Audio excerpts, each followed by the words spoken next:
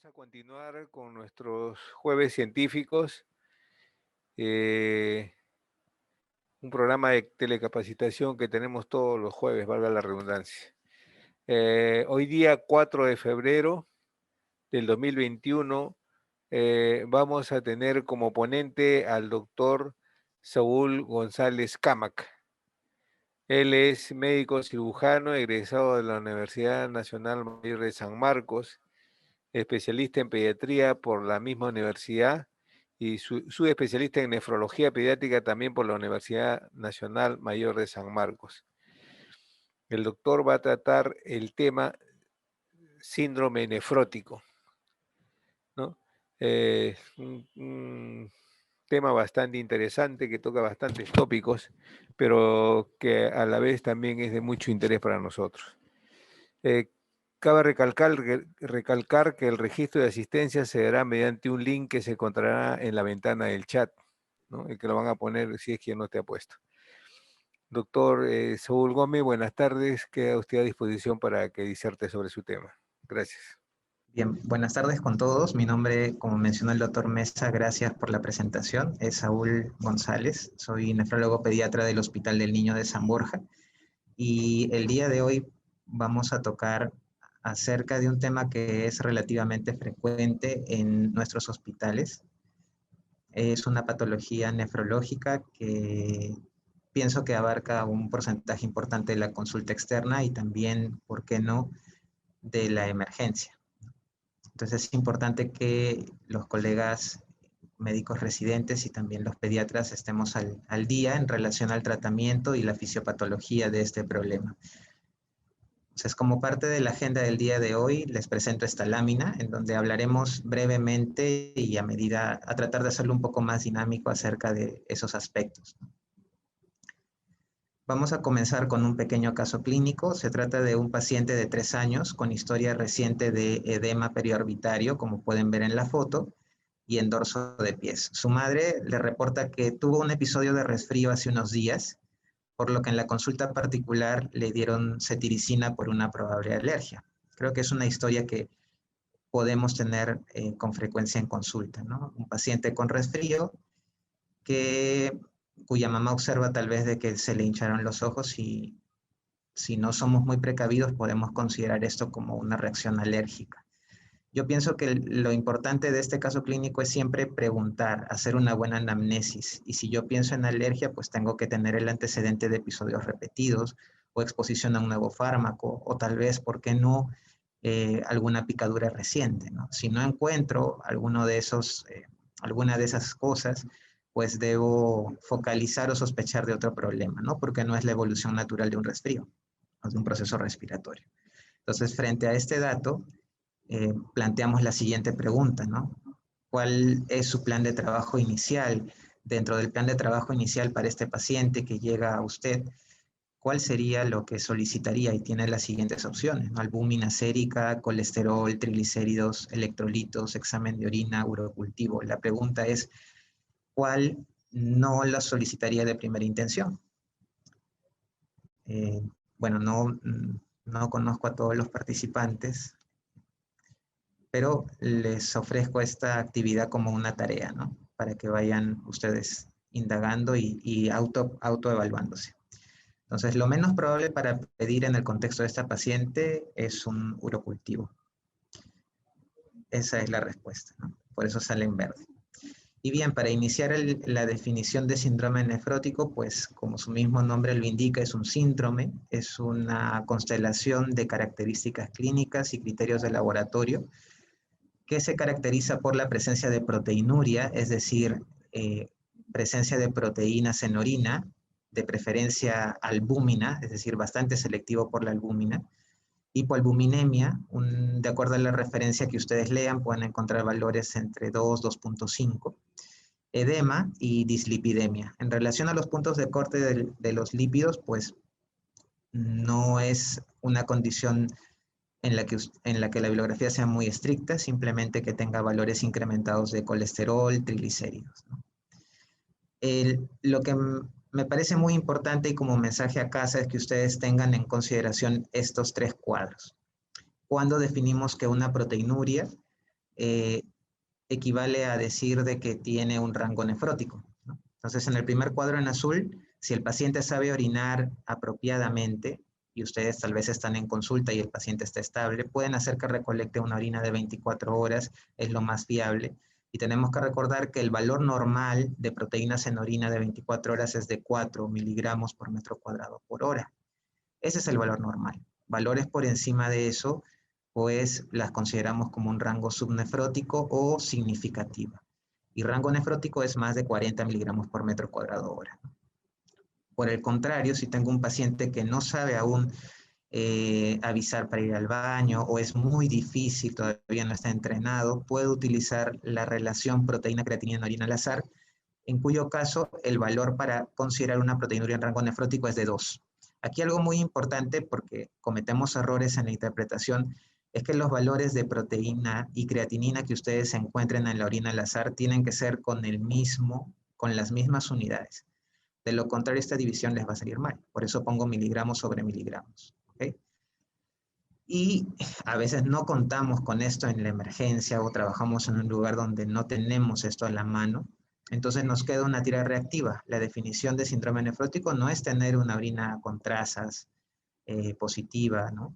O una cruz, es tener de 3 cruces a más en la tira reactiva asociada a hipoalbuminemia, ¿no? Y por eso les traigo para los colegas que tal vez están en provincias y no tienen a la mano esta disponibilidad de proteína creatinina al azar o una proteinuria de 24 horas. Aquí está en la tira reactiva modelo y cuáles son las intensidades de coloración, ¿no? Si ustedes se fijan aquí donde dice PRO, que son las proteínas, van a ver de que tienen la valoración de negativo, traza, una cruz, 2 cruces y hasta 4 cruces, ¿no? Que es el color verde más intenso. Y aquí está la correlación entre lo que corresponde al valor que se pinta en cruces y al valor de la concentración de proteínas en orina. Cabe mencionar de que en la tira reactiva lo más sensible que puede detectar eso es albúmina, ¿no? Porque tenemos que recordar que pueden haber proteinurias que no corresponden a albúmina, son proteínas tubulares de otro peso molecular que no es tan frecuente, pero es bueno que sepan eso. Se dan cuenta ustedes que una proteína de 3 cruces corresponde a un valor de concentración de orina desde 300 a 1 gramo por decilitro, es decir, de 300 miligramos a 1 gramo por 100 mililitros de orina. Entonces, bastante cantidad. Okay.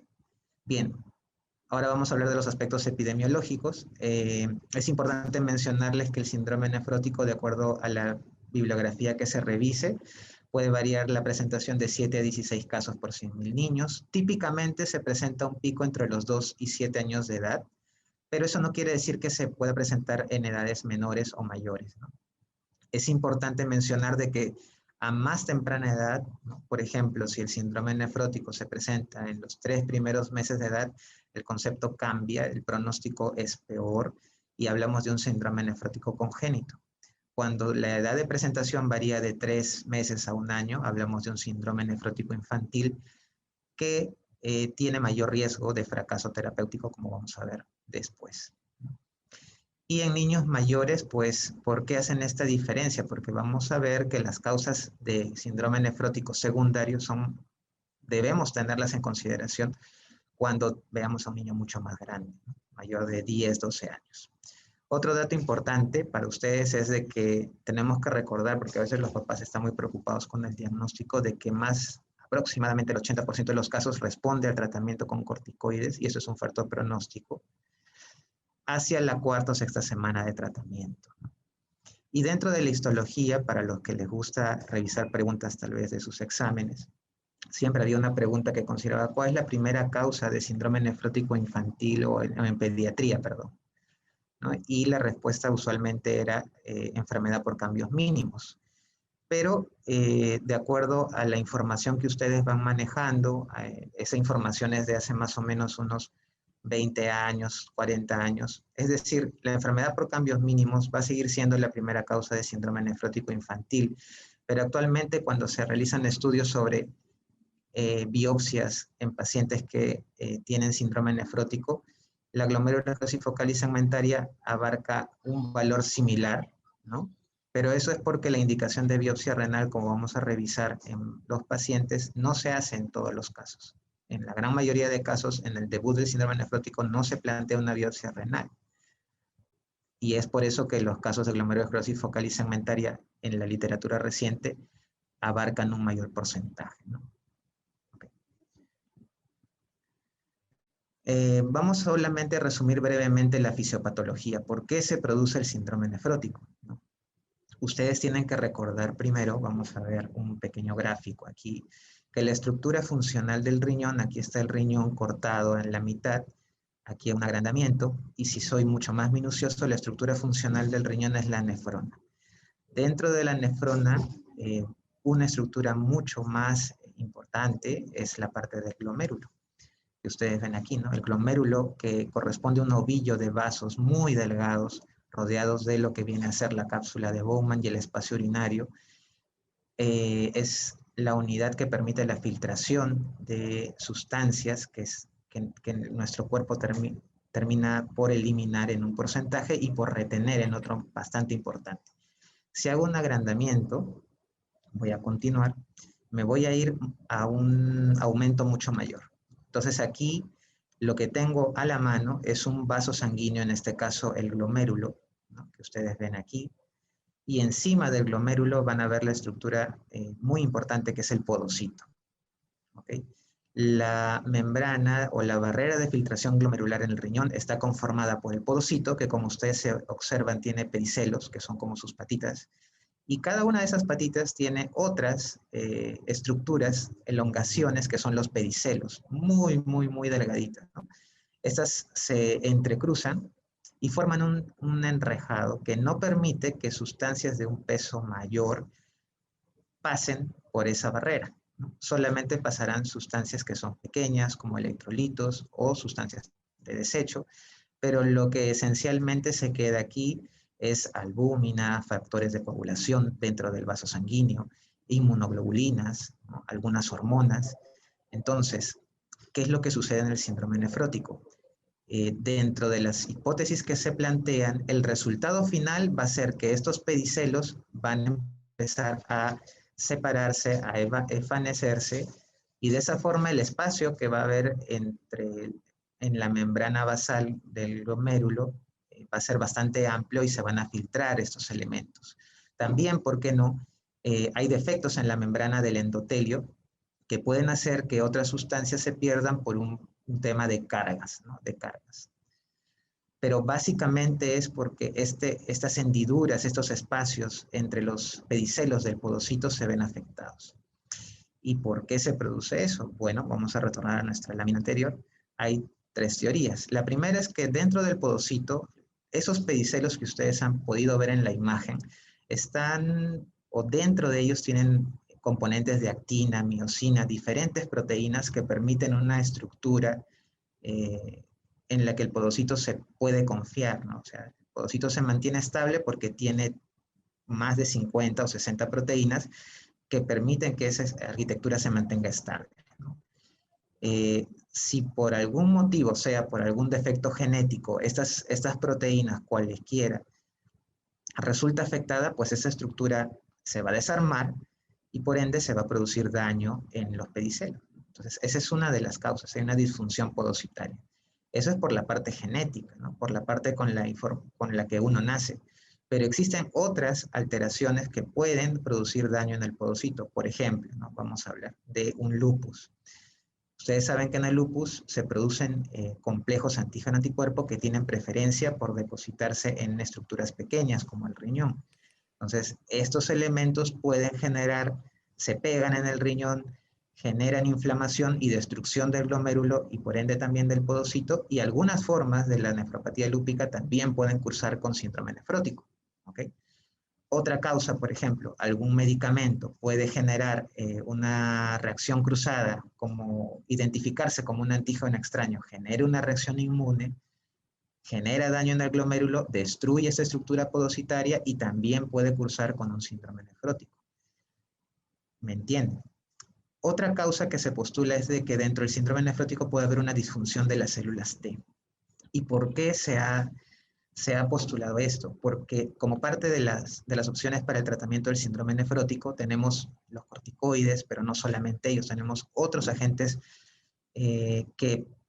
cuyo mecanismo de acción actúa alterando la función de las células T. Y otra teoría, o por qué esta teoría cobra fuerza, es porque se ha visto que luego de algunas infecciones virales, como por ejemplo varicela, o cuando el paciente tiene algún linfoma y recibe quimioterapia, eh, mejora el síndrome nefrótico o aparece el síndrome nefrótico luego de infecciones virales. Y la última teoría, pero no menos importante, que les voy a presentar, es la presencia de factores circulantes sistémicos. ¿Qué quiere decir esto? Puede ser que un paciente nazca con la estructura podocitaria normal, ¿okay? O sea, no tiene ningún defecto genético, no tiene ninguna noxa, ningún medicamento, ninguna enfermedad glomerular, ¿ok? Pero algunos pacientes se postula que producen sustancias, las células B producen algunas sustancias en relación con las células T, que hacen que la barrera de filtración glomerular sea muy permeable. Entonces, alteran la permeabilidad de la barrera de filtración glomerular, amplían ese espacio del que hemos hablado y por eso tienen ese incremento o esa susceptibilidad a perder albúmina y otros componentes, ¿no? Hacer el síndrome nefrótico. ¿Y esto por qué? Porque hay dos ejemplos, ¿no? Primero que voy a comenzar por el de transmisión madre-hijo. Hay mamás que durante el embarazo pueden desarrollar síndrome nefrótico y se ha visto que el neonato puede desarrollar transitoriamente síndrome nefrótico cuando este se ha desarrollado durante el embarazo materno y es de forma transitoria, es decir, esta sustancia en plasma de la madre pasa al niño. Otro aspecto importante es que el suero de pacientes que tienen síndrome nefrótico se ha puesto en pacientes, por ejemplo, que no tienen síndrome nefrótico, ¿no? Por algún tipo de mecanismo de prueba y han desarrollado síndrome nefrótico. O también el suero de pacientes con síndrome nefrótico se ha inoculado en ratas y se ha visto también de que las ratas llegan a desarrollar síndrome nefrótico, ¿no? Entonces, esas tres características son las que nos pueden ayudar a entender por qué el síndrome nefrótico se produce. No hay una hipótesis al 100% correcta. Bien, esta es otra imagen. Ustedes a la mano derecha, a la mano izquierda, perdón, van a ver la estructura glomerular bajo microscopio de luz. Esta es una enfermedad de cambios mínimos. ¿Y por qué se llama así? Porque esto es como si fuese un glomérulo normal. No hay cambios. Esto es como si fuese un glomérulo normal. Si comparan a la mano derecha, este es un patrón histológico de una glomerulosclerosis focal y segmentaria. ¿Por qué? A ver, comparen ustedes, ¿no? En el lado derecho, más o menos este nivel, hay una zona que pinta más, ¿no? Y si ustedes se dan cuenta, aquí hay como que más huequitos. Cada uno de esos huequitos es como la luz del capilar del glomérulo. Y en esta zona no hay. Esta zona es como que hay mayor depósito de componente hialíneo. Eso es esclerosis focal y segmentaria porque está presente en algunos glomérulos y en zonas del glomérulo. Por eso se llama focal y segmentaria. Y es un patrón de enfermedad renal. Cuando nosotros hacemos otro tipo de estudio en los pacientes que tienen síndrome nefrótico, en la parte superior ustedes van a ver en la microscopía electrónica los pies o los pedicelos del podocito, aquí, bien definidos. Pero en la parte inferior, por ejemplo, uno puede decir, esta lámina de biopsia se ve normal, pero en la parte inferior, si a esa misma biopsia de un paciente con síndrome nefrótico y que a la microscopía óptica tiene cambios mínimos, yo la llevo a microscopía electrónica, voy a ver que los pedicelos están completamente fusionados y no se ven definidos. Comparen ustedes. Entonces, no es solo una enfermedad por cambios mínimos. El término correcto sería, se engloba dentro de las podocitopatías, ¿no? Porque aquí se evidencia que hay daño en esas estructuras. Esta es la importancia en este gráfico del componente genético, de la alteración genética que podemos tener. Hay diferentes estructuras, como les expliqué, diferentes proteínas que están inmersas en la estructura de los pedicelos del podocito. Y las mutaciones, ya sean autosómicas recesivas, autosómicas dominantes o ligadas al sexo, pueden afectar cualquiera de ellas.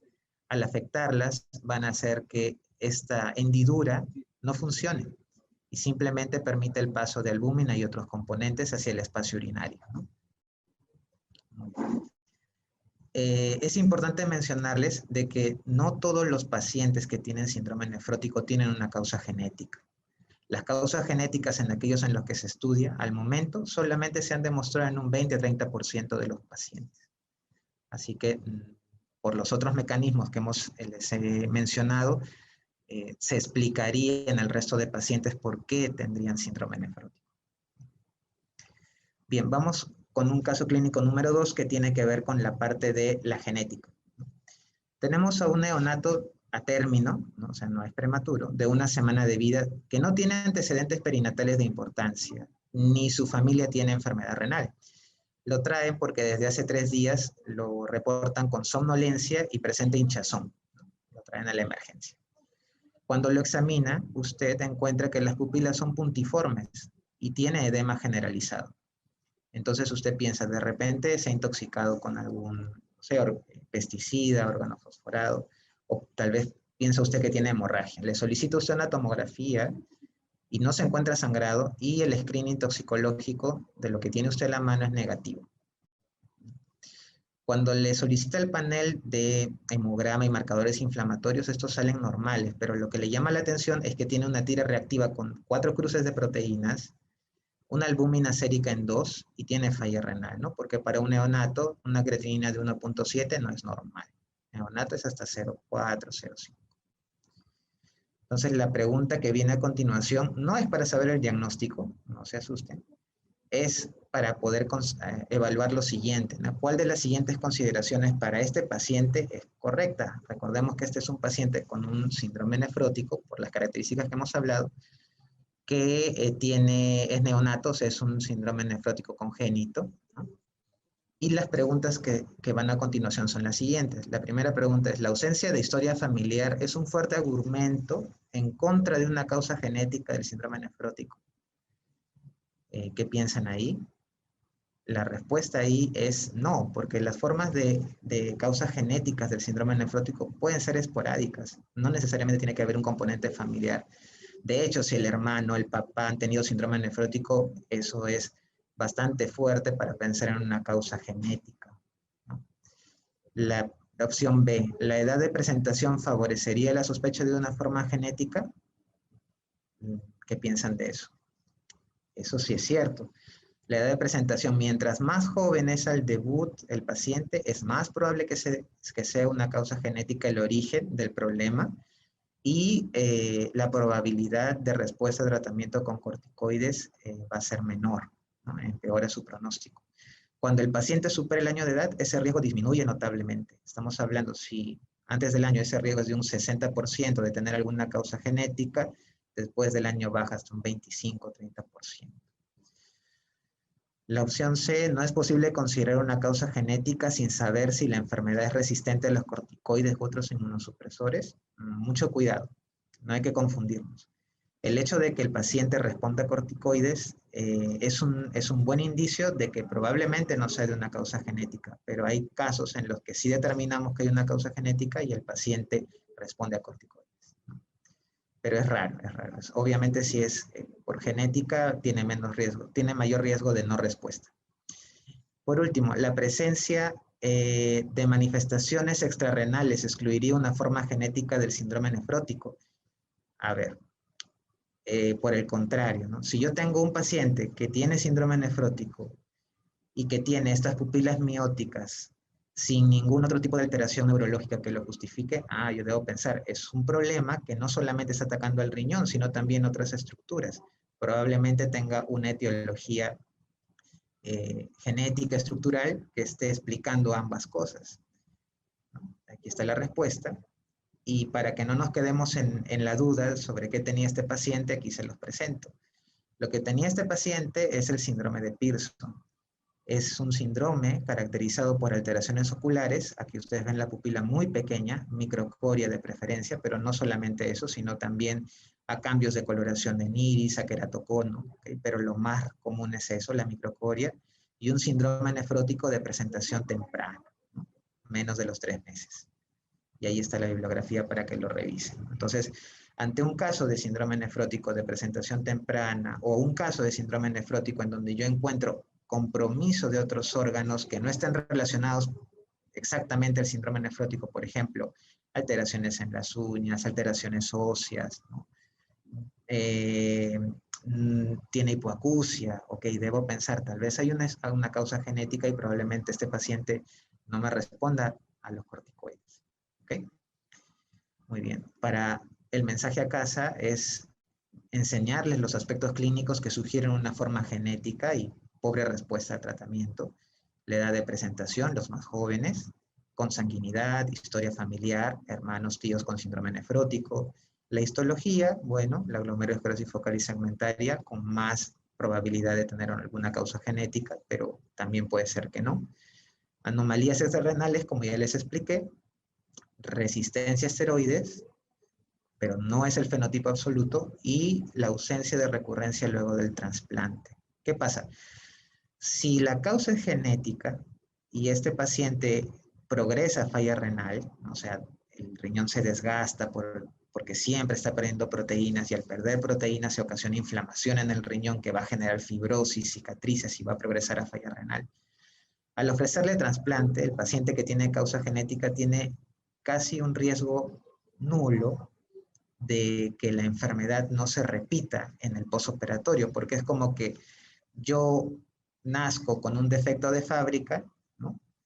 Y me ponen un riñón que es completamente sano, entre comillas, entonces no tendría por qué recurrir la enfermedad. En cambio, cuando la etiología no es por genética, puede ser por estas sustancias que yo mismo produzco en mi cuerpo o puede ser por esta disfunción de los linfocitos. Entonces sí tengo riesgo de que la enfermedad repita en mi riñón trasplantado. Muy bien, continuamos. Ante el caso clínico que presentamos de la niña, si es el debut, vamos a presentarles un modelo de plan de trabajo. ¿Qué es lo que de forma inicial se le puede solicitar? De hecho, el examen de orina para ver la tira reactiva de proteínas, proteína y creatinina en orina al azar, recolección de orina de 24 horas, electrolitos, porque muchas veces podemos encontrar hiponatremia, que sería dilucional por el exceso de agua corporal total, albúmina para corroborar el diagnóstico, TG o TGP para ver secundarismos, hemograma para ver si es que viene con linfopenia, pensando en otras enfermedades autoinmunes, perfil de coagulación para valorar el riesgo de otras complicaciones como la trombosis, como vamos a ver después, radiografía de tórax, dependiendo del caso, y ecografía renal si es que el paciente, por ejemplo, viene con hematuria, aparte del síndrome nefrótico, porque ahí tengo que pensar en trombosis de la vena renal, y pediré no solamente la eco renal, sino un Doppler venoso, ¿no? del riñón. Cuando sospecho de secundarismos, y aquí es importante la anamnesis, ¿no? Por ejemplo, en pacientes que ya están bordeando los 9, 10, 11 años, aunque también puede ser en más jóvenes o puede verse en más jóvenes, tengo que examinar completamente al paciente si veo que hay artralgias, baja de peso, lesiones orales, pues no debo pensar que este síndrome nefrótico sea exclusivamente por una disfunción del podocito. Tal vez hay elementos autoinmunes que están justificando que el paciente haga este síndrome nefrótico y pediré complemento, ANCA en el caso que haya tal vez historia de compromiso pulmonar, antistreptolicina ósea y una infección previa, ¿no? Como estas glomerulonefritis posinfecciosas.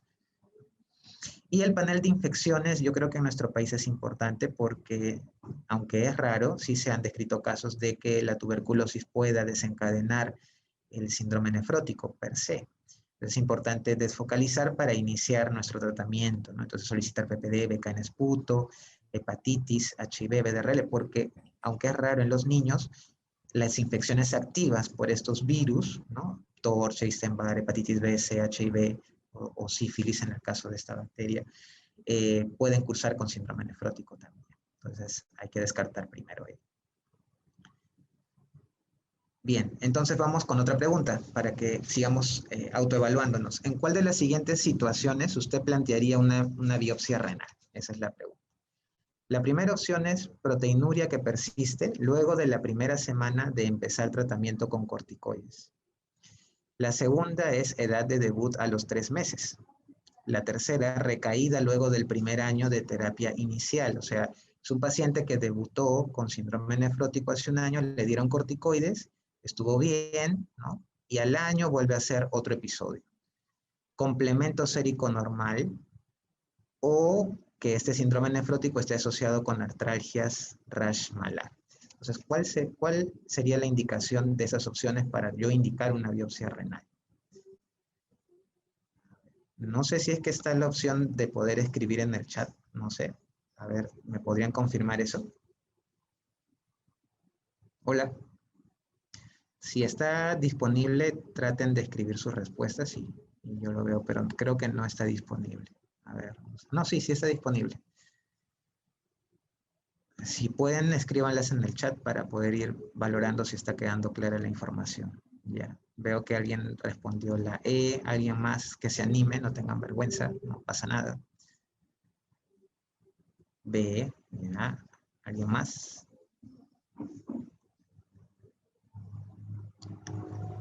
Ya, ok, listo. Vamos a ver el misterio, ¿qué pasó?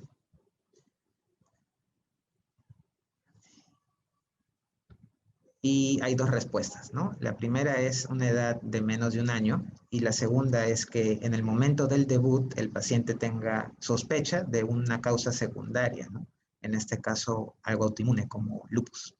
Complemento sérico normal, no. El hecho de que tenga una recaída luego de un año no implica hacerle una nueva biopsia.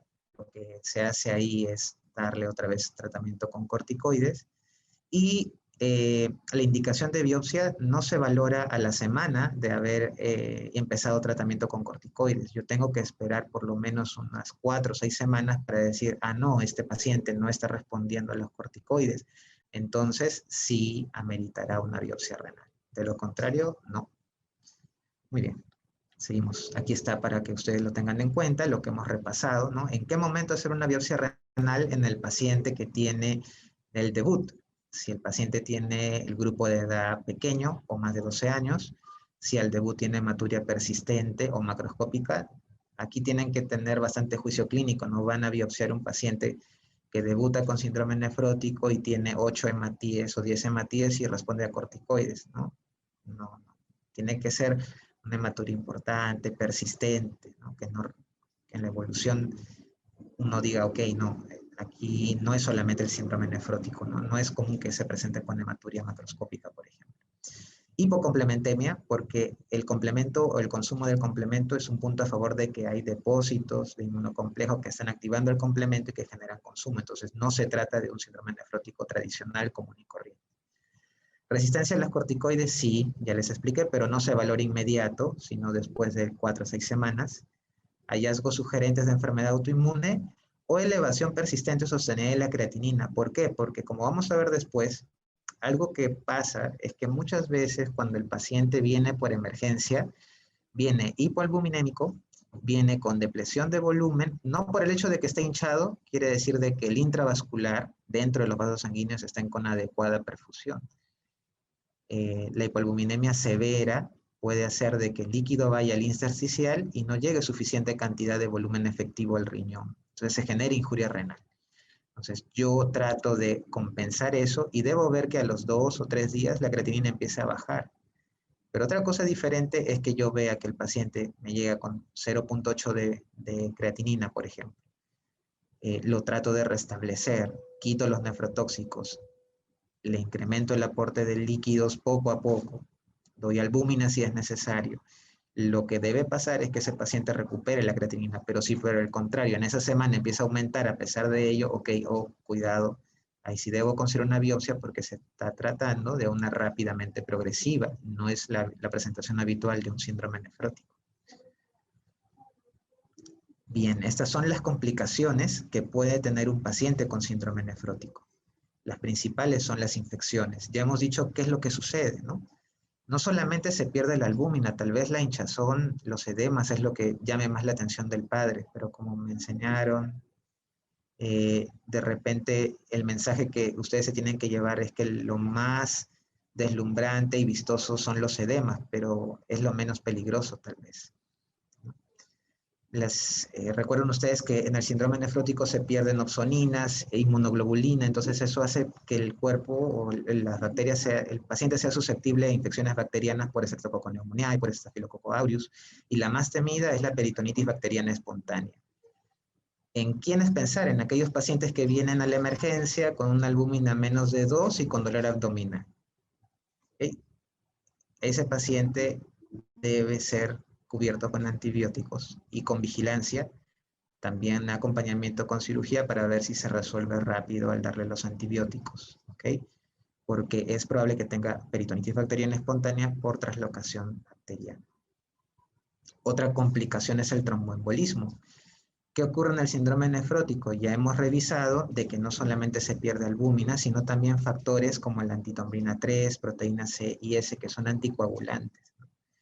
Entonces, estos pacientes tienen riesgo de formar trombos, de preferencia en dónde, en la vena renal, y lo que se describe es que si en la emergencia llega un paciente descompensado con presión arterial relativamente normal o ligeramente alta, pero que tiene una cefalea muy intensa, hay que pensar en trombosis del seno cavernoso, con albúminas muy bajas, ¿no? Séricas, menos de 1,5 o 2.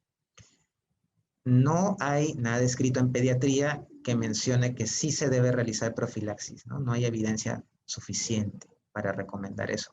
Lo que ustedes pueden leer acerca de aspirina, por ejemplo. No hay algo a rajatabla que les diga, ok, a este paciente se le va a dar. No, no existe eso. En la dislipidemia, lo que hemos conversado. ¿Por qué se produce? Porque hay una pérdida de enzimas que permiten el cambio de o la conversión o la movilización de LDL, por ejemplo. Entonces vamos a tener pacientes con incrementos de LDL, de colesterol, de triglicéridos. En cuanto al manejo, de hecho, si uno piensa con lógica, va a decir, debo tratar al paciente que tiene su primer episodio frente a la dislipidemia que se genera, con esos triglicéridos y colesterol de 300 o 400. Si es el debut, yo les diría que no, ¿no? Porque se supone que tengo que evaluar respuesta a tratamiento y lo que usted ve maravillosamente es que si responde a corticoides va a ir viendo que los colesterol y triglicéridos empieza a disminuir, ¿no? Espontáneamente. Pero si es un paciente que tiene episodios a repetición, que es córtico resistente, ¿no? Y que mantiene niveles de lípidos elevados en todo el tiempo, entonces en ellos sí hay que considerar tratamiento. Lo que se describe es a partir de mayores de 6 años, es lo que está aprobado por la FDA, puede usarse estatinas, pero previamente al uso no olvidar hacer el análisis de función hepática, TGO, TGP perfil y sospecha de rhabdomiólisis, ¿no? Pedirle al inicio su CPK y después al mes o 2 meses. Otra complicación que puede tener el síndrome nefrótico es la injuria renal aguda, por lo que les he comentado. Esta franca depresión del volumen intravascular por la hipoalbuminemia severa, lo estoy poniendo en términos sencillos para que se pueda entender, porque no es el único mecanismo, genera que no llegue suficiente sangre al riñón, líquido al riñón, y como ustedes pueden ver aquí, hay reportes de casos, perdón. Voy a presentar en la siguiente lámina un estudio de hospitalizaciones en una cohorte pediátrica, donde se ha reportado más del 50% de hospitalizaciones que han cursado con injuria renal definida por incremento de creatinina, ¿no? Para la edad. Es un trabajo que ha sido publicado en el 2015 por la doctora Reolt en Estados Unidos, donde se preguntaran qué tan frecuente es que el paciente con síndrome nefrótico llegue a la emergencia con injuria renal aguda. Y bueno, es el dato que yo les presento, un 50% aproximadamente de esa data. ¿Y qué factores de riesgo encontraron? Los significativos son si el paciente tiene un síndrome nefrótico córtico resistente, es significativo. No tanto la histología, aunque acá sale que sí, pero no es una condición exacta. Y lo que sí es importante es el hecho de usar medicamentos nefrotóxicos, ¿no? Por ejemplo, si el paciente está usando YECAS, ¿no? Enalapril, captopril, losartán, si está utilizando más de un medicamento nefrotóxico, por ejemplo, los anticalcineurínicos que también se pueden usar para el tratamiento, ciclosporina, tacrolimus, todo eso incrementa el riesgo de injuria renal aguda como presentación en la emergencia. Entonces, no olvidar que el paciente con síndrome nefrótico córtico resistente tiene un incremento de riesgo considerable para hacer injuria renal aguda, ¿no? En forma repetida. Bien, una vez definido ya el diagnóstico, las indicaciones de biopsia, nuestro plan de trabajo inicial Y luego de haber hecho la desfocalización, podemos empezar tratamiento, ¿no? Ya identifiqué que este paciente se trata de un síndrome nefrótico primario, es decir, donde no hay una causa inmunológica, infecciosa que lo justifique. Ok, entonces puede empezar tratamiento con corticoides. Para hacer un recordaris, el CADIGO en el año 2012 publicó sus guías de manejo, ¿no? Y recomendaron, y hasta ahora se sigue empleando este tipo de tratamiento, ¿no? Pero vamos a hacer una actualización, ¿no? Desde hace mucho tiempo, la fase inicial del tratamiento del síndrome nefrótico consiste en dar corticoides a 60 miligramos por metro cuadrado día o 2 miligramos kilo día, máximo 60 durante 4 a 6 semanas. Y luego entra el paciente en una segunda fase de 40 miligramos, como está escrito aquí, en forma alterna, ¿no? Un día sí, un día no, con dosis máxima de 40. Y la reducción de dosis se va haciendo en 2 a 5 meses. Frente a esto, se pueden generar los siguientes resultados. Una remisión completa, como ya ustedes han podido revisar tal vez, es cuando la relación proteína-creatinina está en menos de 0.2, o sea, es negativa, o la tira reactiva es negativa o trazas en 3 muestras consecutivas. Una respuesta parcial es cuando no logro negativizar la relación proteína-creatinina, pero es menor a 2. Y se acompaña de una albúmina sérica en 3. ¿Por qué es importante mencionar esto? Porque el pronóstico de un paciente que tiene, aunque sea respuesta parcial a los corticoides, es mucho mejor del que no lo tiene. ¿Okay? Y una recaída se define como que el paciente logró negativizar la proteinuria, ¿no? Pero en algún momento tiene proteína creatinina en orina al azar, la relación mayor a 2, o una tira reactiva mayor a 3 cruces por varios días consecutivos. Entonces, una vez que doy el tratamiento, yo tengo que evaluar a las 4 o 6 semanas cómo está eso, para poder definir a qué corresponde mi paciente. También de esto se desprende la terminología a la que estamos habituados a escuchar. ¿Qué significa que el paciente sea córtico sensible? Significa que logró desaparecer la proteinuria en 4 semanas. ¿Qué significa que tenga respuesta tardía? En el lapso de 4 a 6 semanas hay algunos pacientes que pueden negativizar la proteinuria, así que no hay que rendirnos. Mi sugerencia es que todavía continúen hasta 6 semanas. Ya si a las 6 semanas no han tenido ningún resultado, lamentablemente ese paciente tiene algo en contra, ¿no? Y tendrá que ir a biopsia renal. Recaedor frecuente es aquel que tiene más de 2 recaídas en 6 meses o más de 4 o lo mismo en 12. Y si es el término córtico dependiente, es que tiene alguna recaída del síndrome nefrótico durante el tratamiento, durante el descenso de corticoides, o si yo logro suspender los corticoides y el paciente vuelve a tener esta proteinuria nefrótica en 15 días. Dentro de los 15 días luego de descontinuar. Bien, frente a esa información vamos con este caso clínico. Tengo un paciente que luego de 4 semanas de tratamiento con corticoides a la dosis indicada, ¿no? Como CADIGO, tiene 4 años y se realiza un corte de resultados, ¿no? Aquí tengo que al debut, cuando se presentó a la consulta o a la emergencia, tenía una albúmina muy baja y ahora tiene 3.2. Y tiene este resultado de proteína en orina al azar, 100 miligramos por litro, y creatinina en orina al azar de 7 miligramos por decilitro.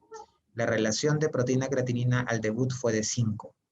La pregunta es, ahora, ¿cómo lo catalogo? A ver, ¿será un paciente córtico sensible? ¿Será un paciente córtico resistente? ¿Será un paciente con remisión parcial? ¿Podrían participar, por favor, en el chat?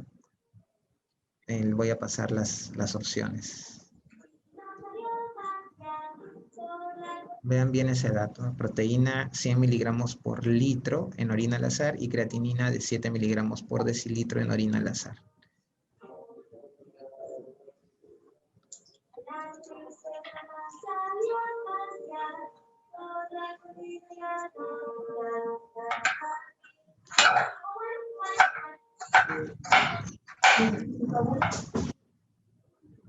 Ya, María Eugenia, la C, muy bien. Ok, sí, la respuesta es C, ¿no? Es una remisión parcial. ¿Por qué es una remisión parcial? Porque ha mejorado la albúmina, ¿no? Y el error que cometemos a veces es veo el resultado y de frente divido, ¿no? Y de repente tengo 100 entre 7. Si divido 100 entre 7 me va a salir más o menos más de 10, ¿no? Y yo puedo decir, no, este paciente no ha respondido, pero tengo que ver bien las unidades. Acá está en miligramos por litro. Esto en miligramos por decilitro es 10, ¿no? Más o menos.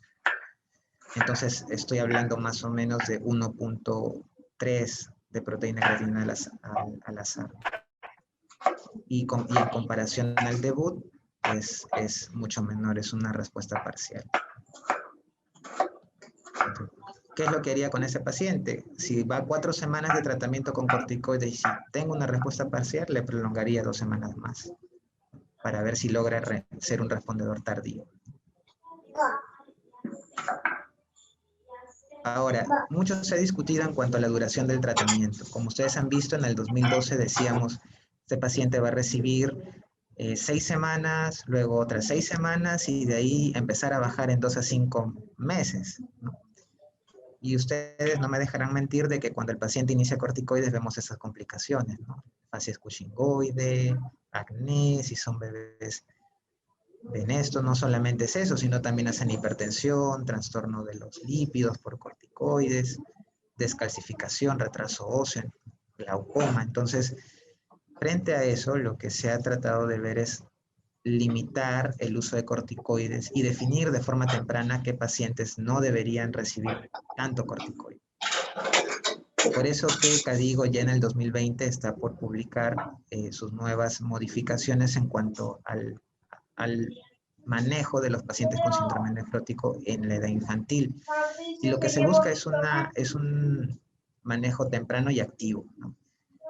¿Qué es lo que dice aquí? Si, disculpen que no lo haya traducido, ¿no? Si el paciente tiene menos de 12 años y no tiene características sindrómicas del síndrome nefrótico, etiología autoinmune o historia familiar, hecho mi diagnóstico, empiezo tratamiento con corticoides y tengo que evaluarlo a las 4 o 6 semanas. Si no hay respuesta, en condiciones ideales debo programarle su testeo genético, su biopsia renal y considerar el uso de otros elementos, ya no tanto corticoides. Inmediatamente a partir de la 6ª semana empiezo a bajar, ya no le empiezo a dar interdiario, empiezo a bajar y le empiezo a dar anticalcineurínicos.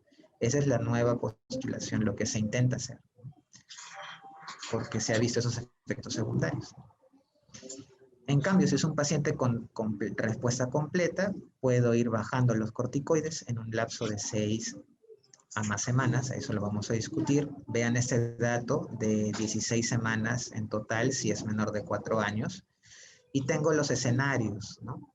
Si es un paciente con recaídas frecuentes, tengo que evitar darle corticoides a cada rato y usaré otros agentes. De preferencia aquí, cuando el paciente es recaidor frecuente, la opción que utilizamos usualmente es ciclofosfamida.